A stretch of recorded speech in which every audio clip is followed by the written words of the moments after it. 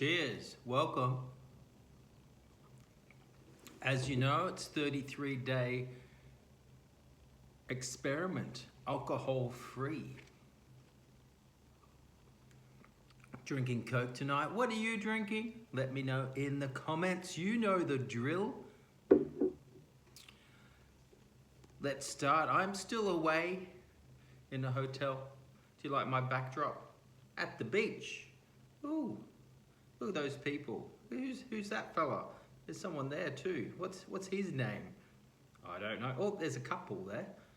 Ooh, walking hand in hand along the beach. Isn't that romantic? Yes, we've spoken about alcohol-free dating. That was before. We're not going to talk about dating tonight. Cheers. Get into it, Paul, I hear you say. Huh? Okay, I'm getting on with it. Whoop. Not that chapter. We did that one last night. Here we go, video 29. Moderation. Last night I was talking about, maybe I'll just drink once a month, even though I know it is poisonous. Tonight maybe my thinking will be put in a new perspective as we're talking about moderation. William Faulkner. Oh, don't bother just to be better than others. Try to be better than yourself. Only in ourselves to compare. Be better than ourselves than we were yesterday. Is that what he's saying? Maybe. Well, we seem to be doing pretty good. Thanks for joining me. I know without using this video diary, I would not have made it this far. Thus far. So thank you for joining me. We're coming to the end of this experiment. Woohoo! Yeah. And you're going to have to decide what to do next. I'm already thinking about it. Moderation? Will you stay alcohol-free for another 33 days? Or another 60 days? Or indefinitely? Or will you drink straight after the 33 days?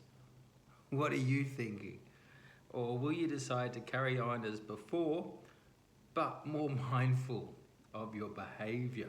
Now we've got a bit of information. We'll be more mindful about our drinking behavior, you and me. We will be. We can't help it. We've now got the knowledge.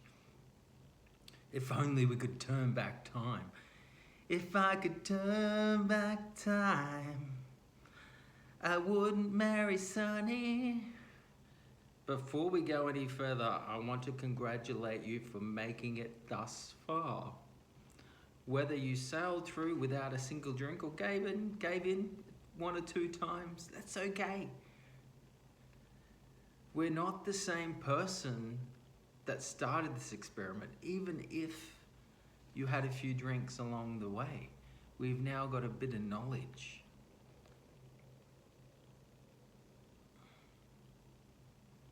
Yes, you have a new information and you get to make the decisions. We now have the information and we decide how much we would like to poison our body for a temporarily 30-minute relief.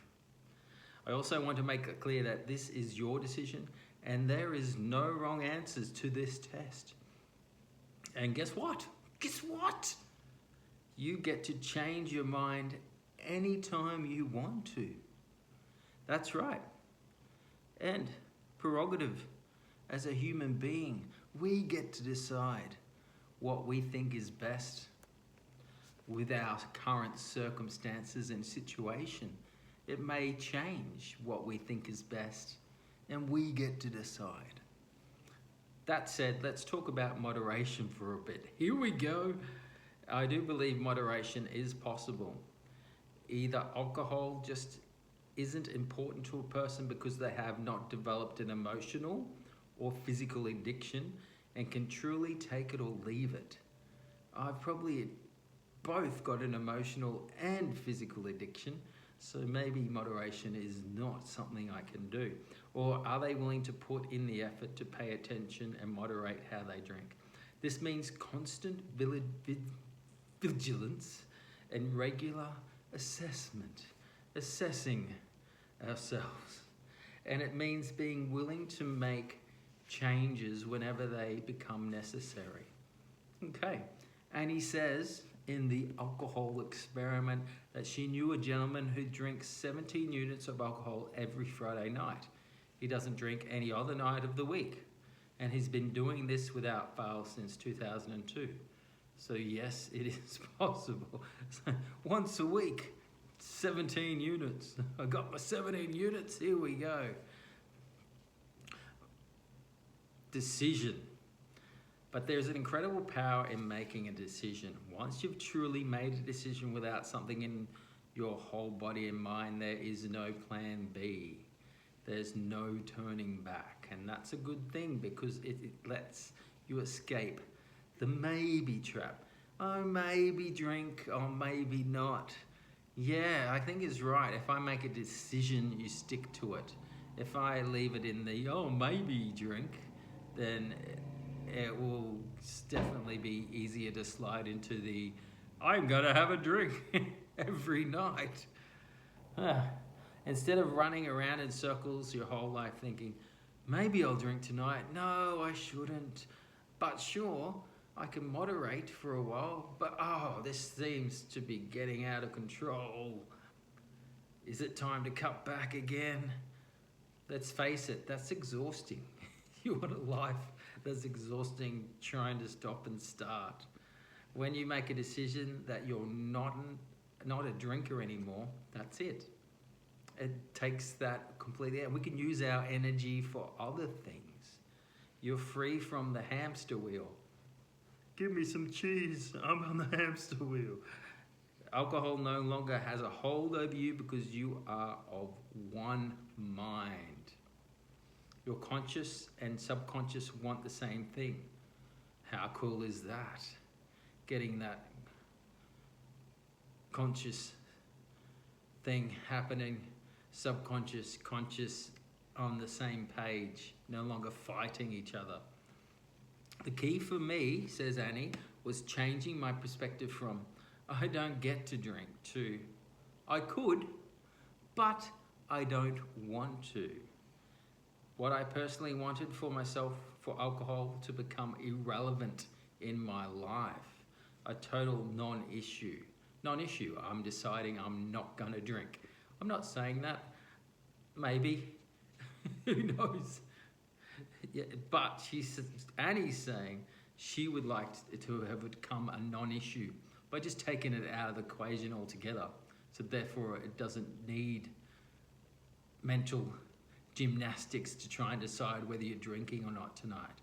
Yes, and that's where my own experiments led me, because I made the decision that I no longer wanted to put that stuff in my body. Moderation was no longer even a decision I had to make. So you didn't have to make that decision every night. She had decided already for her life from now on. Of course, it took a journey to get to that point, but once I got there, never looked back. Don't look back. Even though there's a nice picture, don't be looking back. The ins and outs of moderation are complex both physically and psychologically. So before you make a decision to moderate, consider these ideas. All right, so before we decide to try and go down the moderation train, toot toot, there's things to think about if we're going to try and live with alcohol still in our life. Moderation means you're always making decisions. What should I drink? How much should I drink? Should I have this next drink? Research shows that any decision, small or large, takes energy. Decisions make you tired, which in turn makes you grumpy and exhausted. Yeah, I'm a grumpy old man normally, so we don't want me to get any more grumpier.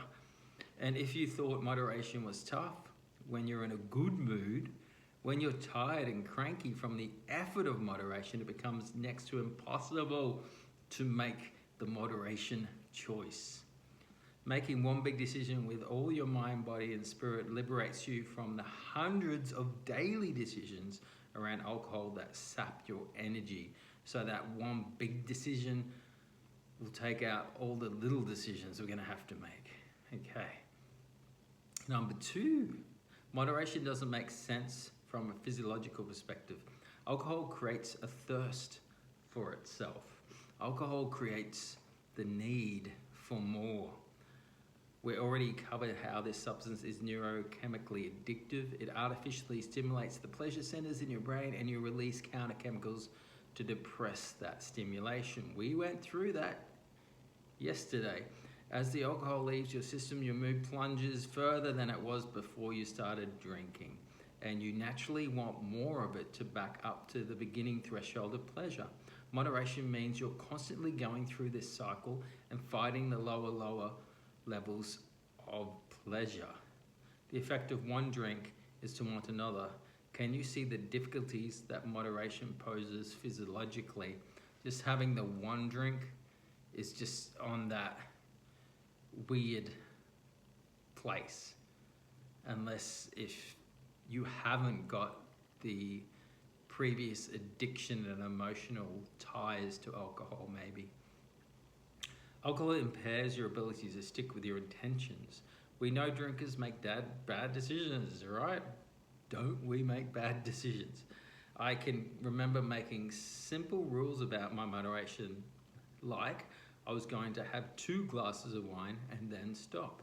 Yet I would inevitably wake up in the morning feeling horrible about not only breaking my commitment, but also about not being able to remember how many glasses of wine I actually did have. Well, the empty bottle might be a little bit of a sign of how much you drank. I hated myself for failing at moderation. The truth is that even a single drink impairs your prefrontal cortex, which is where you make decisions. So the biological deck is stacked against moderation because just one drink can damage your decision-making power. And then, of course, just your physiological body is going to be craving more, and you're in a bad decision-making frame of mind. More drinks, I guess. 4, alcohol makes you thirsty. It's a diuretic and dehydrates you, so the next drink becomes even more enticing simply because your body is craving more liquid. And since you're also craving more alcohol, you're craving alcohol and liquid, it only makes it sense to satisfy that thirst with another alcoholic drink, thinking you're hydrating yourself, but you're creating dehydration, which makes you want more liquid, and you're wanting more alcohol, so let's get alcohol and liquid. I think this is recurring. Alcohol numbs your response to normal stimuli. That's number 5. Over time, the regular production of norepinephrine in your brain suppresses your ability to enjoy everyday activities. And eventually you lose interest in anything but drinking. So if your plans for moderation are even remotely regular, drinking once a week or having 1 glass a night, you can fall into this trap. It starts out with reasonable amount of alcohol, soon becomes not enough. And you're right back on that hamster wheel of addiction. This, of course, is tolerance. And tolerance is one of the main criteria for alcohol use disorder. Our body becomes tolerant and we need to drink more to get the same buzz. 6, I haven't got enough fingers. 6, alcohol increases cravings, but not pleasure. Increases cravings, but not pleasure. By releasing dopamine into your system, your brain is increasing the desire for alcohol. Dopamine causes a want, a craving. Then by releasing norepinephrine, your brain is decreasing the pleasure you get from that drink you want so badly. Your body's counteracting. Over time, you want to drink more and more, and you actually like it less and less. So moderation leads you down this slippery slope that's all about chemicals and not about your personal strength or that personal willpower. Okay. Today, what are we going to do today? Put the idea of moderation under the microscope of the ACT technique. We've spoken about that before. With everything you now know, do you still believe moderation is a good idea? Is it a good idea? Do you believe it's even possible to enjoy moderation? Is it possible?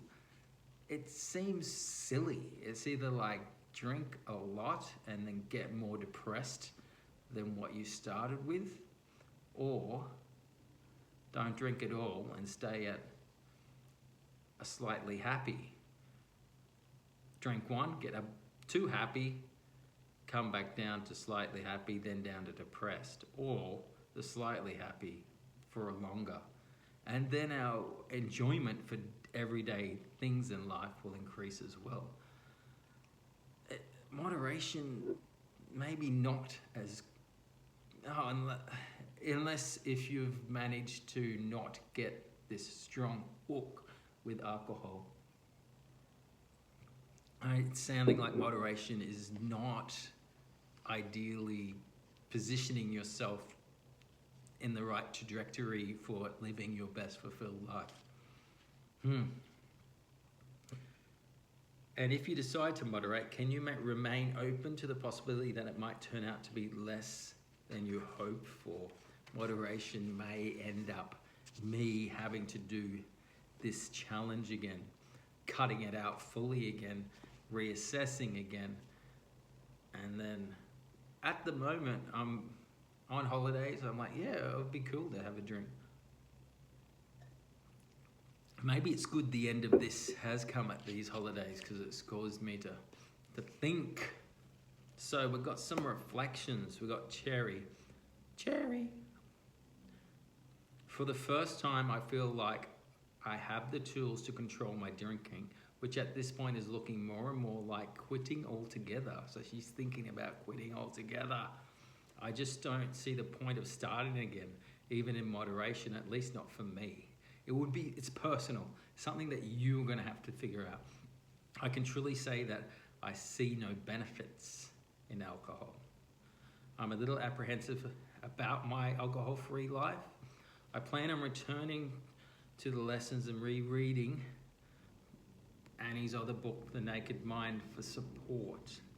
Mainly, I'll be reminding myself of the fantastic difference between my former dynamism-filled, low-energy self, who had lost confidence in herself, and the self of late, who has regained energy and hope and revels in each day, met without a hangover or without that cloudy head.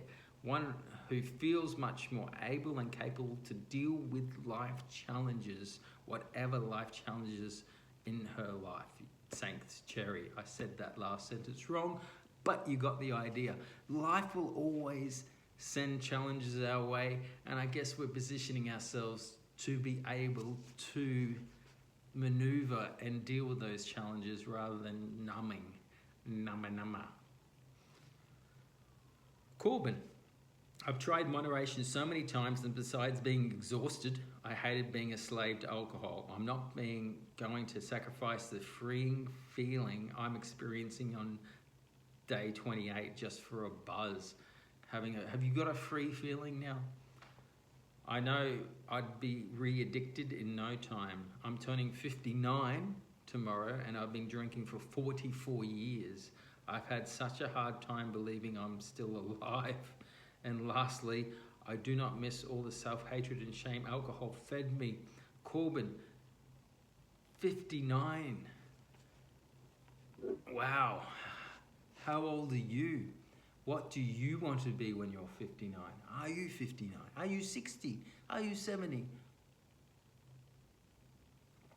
How long do you want to be a drinker? Will I start this again?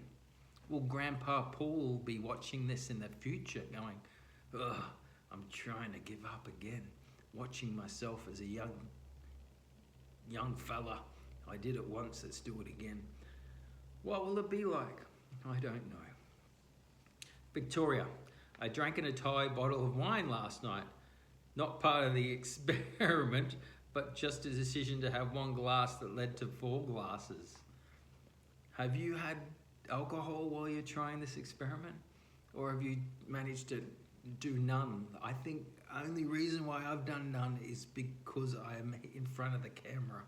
Really, I would have been trying to do 1 glass and say, oh, I deserve to cut back gradually.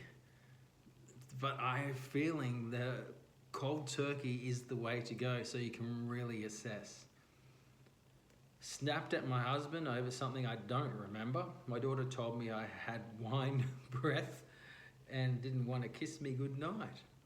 I fell asleep alone. Woke up at 4 a.m. sweaty and heart racing and looking for water and so disappointed in myself. So the lesson today about moderation is a good one for me. I know I can go to a restaurant and only have 1 glass with dinner, but I can't have an open wine bottle in my home. Yeah, once I've opened a bottle of wine, it's getting finished, 100%. I keep learning the same lesson over and over and over again. This is not the life I want for myself. I have the power to change it.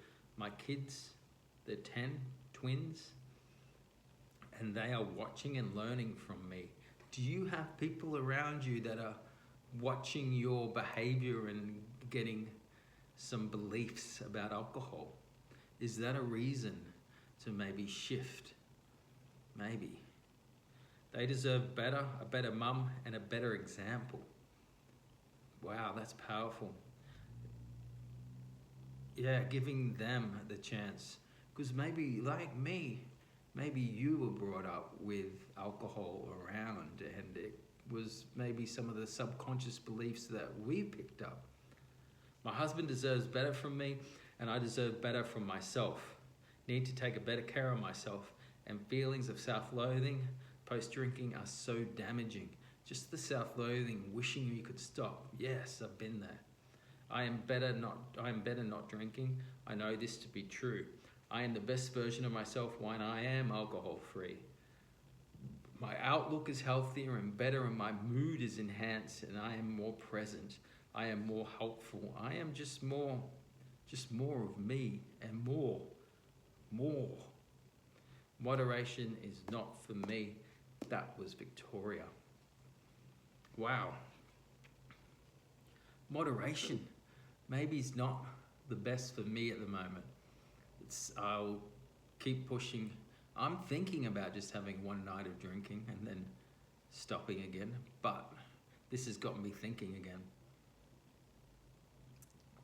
So I'll keep pondering. Got another 4 days to make the 33 videos. I'm interested in the last one. I'm going to be looking at why do we dream. I've mentioned that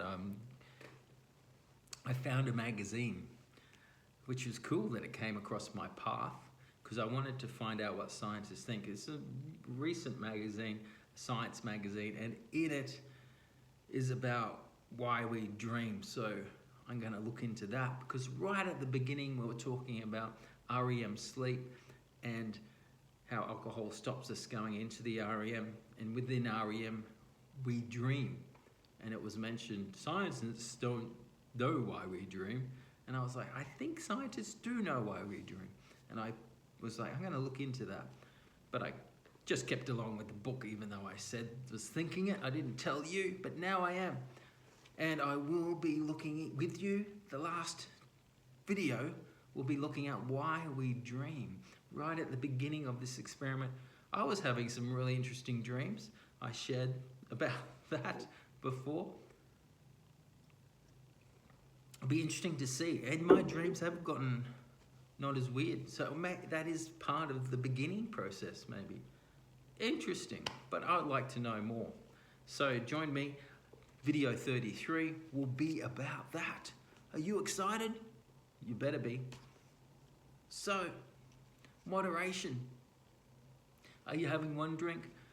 Today, put down an alcohol emoji, a beer emoji, a wine emoji, something alcoholic today, just for fun, because we're trying and pondering the moderation. So put down a beer emoji. People will think that you're drinking beer, but we know that you're at the end of the video, and I've suggested putting the beer emoji. Put the beer emoji at the bottom, and then I'll know that you're part of the elite and you've made it to the end of the video. What are you doing here?